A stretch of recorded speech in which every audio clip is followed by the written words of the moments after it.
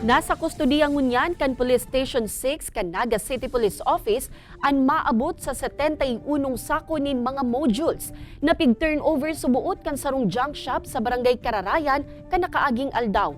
Pira sa mga module na ini day pa nagagamit kan mga estudyante.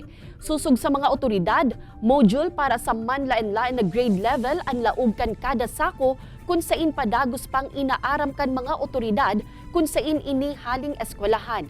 Nagkondusir naman in inventory ang DepEd Naga City asin Camarines Sur. May upang opisyal na pahayag ang ahensya alagad pigsyarto kan DepEd Bicol na makondusir nin hararumang investigasyon sa insidente. Inaaram pa man kan DepEd kung gurano ang kantidad kan nasambitan ng mga module.